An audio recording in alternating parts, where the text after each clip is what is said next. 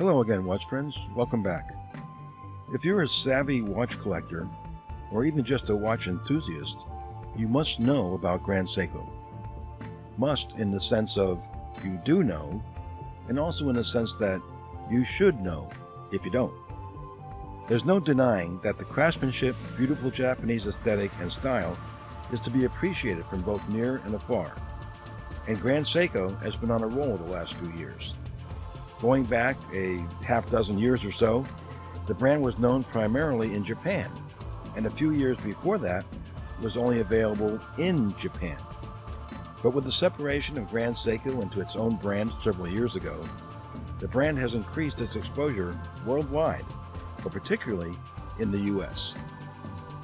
For 2019-2020, Grand Seiko has introduced a line of 4 watches for the United States only, called the Seasons. 2 are mechanical high-beat versions, and 2 are powered by Grand Seiko's unique spring drive movement. Here's my take on the watch I have, the SBGA415 Winter. But first, an overview of the Seasons collections. Grand Seiko describes the 4 models thus: Spring, Shunbun, the Vernal Equinox, SBGA 413. When sakura blossoms fall into water, they swirl and float. The pink blossoms dance on the water, and the Japanese call them flower rafts, hanekera. The pink dial of this model captures the spirit of the fleeting sakura season. Summer, Rika, Early Summer, SBGH 271. As spring passes to summer, the land turns lush and green.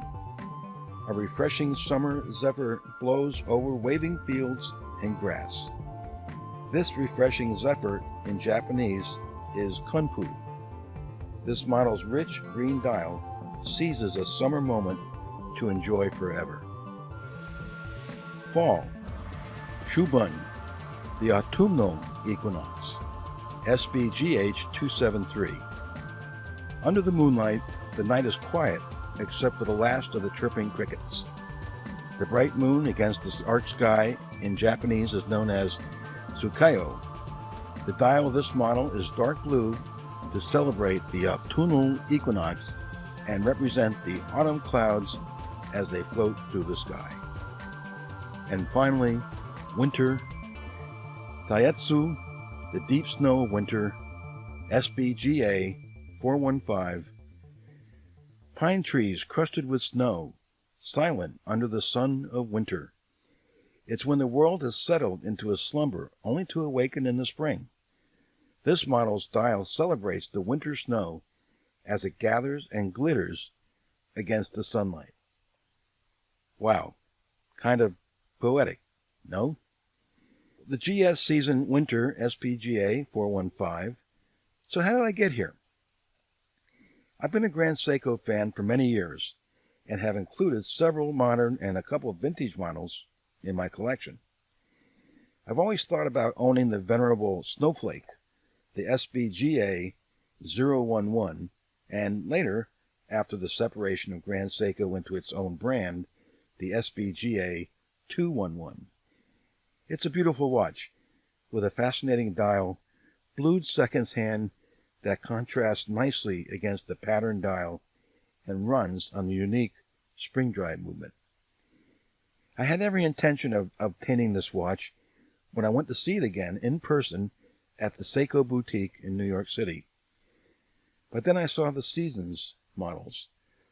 I viewed the Seasons models carefully, each having their own distinct beauty and advantages. But since I wanted another spring drive model, more on that shortly, I narrowed the choice down to the Snowflake, the Seasons Spring, and the Seasons Winter. The summer and fall models use Grand Seiko's high beat movement. The other distinguishing aspects of the 4 Seasons models is the case material. The spring and winter use titanium, and the summer and fall use stainless steel. Inspecting my 3 finalists, ever more closely, I noticed that the case style of the Snowflake versus the Two Seasons models that I had in contention. The Snowflake uses the more modern 44GS case, while the Seasonses use the classical 62GS case initially seen on Grand Seiko's first automatic movement watch introduced in 1967. As you can see, the case designs are similar, but a closer look reveals some subtle differences. For one, the Snowflake case has a bezel, which may be the prominent feature. The case surrounds are minimal compared to the Seasons models.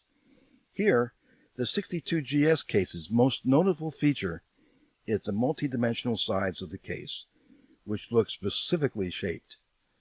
One might say that the 44GS case is a more harmonious blend of bracelet and case, whereas the 62GS case is set off more from the bracelet. I happen to like that aesthetic more. The other notable comparison is the case size. The Snowflake is a little on the large side, with a 41mm diameter, 12.5mm thickness, and a lug-to-lug distance of 49mm.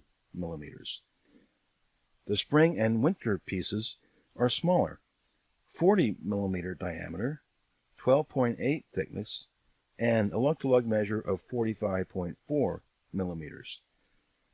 Not only do I prefer smaller watches, but not tiny ones, but when trying on the pieces, the spring and winter just looked and felt better on my wrist.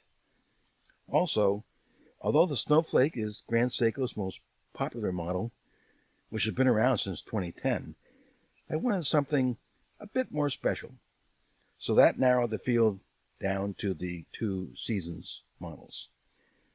Both the spring and winter models have really nice textured dials, but I thought the winter was a little bit more subdued than the pinkish dial of the spring. And that, as they say, was that. Some of the features of the SBGA415 winter: 100 meters water resistance, screw-down crown with logo, 72-hour power reserve with a fantastic plus or minus 1 second per day accuracy, exhibition caseback, and of course, the revolutionary spring drive, which combines traditional mechanical and modern regulating watchmaking technology and that mesmerizing smooth gliding seconds hand. Oh, did I mention the smooth seconds hand? So, in summary, what do I like? Case. The 62GS is much more appealing to me than the 44GS, which is present on many of the Grand Seiko references. Dial is like a Snowflake and more. Subtle texture, moody, looks different in different lighting. Zaratsu finishing goes without saying, one of the signature aspects of any Grand Seiko piece. And a titanium bracelet. Some people think it makes the watch seem too light, but I think it makes it feel just right. I have other watches in my collection that give me that hefty watch on the wrist feel. And a few dislikes. The case is still a little too thick for a dress watch, but I can live with it. I would have preferred the crown at 4 o'clock to be more historically accurate. That annoying GS lion on the case back crystal. I really want to see the movement. While the Grand Seiko brand is still somewhat controversial, some watch fans either love it or hate it, and the spring drive movement is perhaps not fully understood as it could or maybe should be, and therefore disdained, you have to admit these are beautiful watches. And my Seasons winter model, while a wee bit obscure, is quite handsome. I could have taken the road most taken, to paraphrase Robert Frost, and acquired the Snowflake, another fetching model. But I chose the one less traveled by, and that has made all the difference. If you enjoyed this video, please give it a like, share with your watch friends, and subscribe if you already haven't. Be sure to click the bell so as to be alerted of new content. Thanks for watching, and I'll see you next time.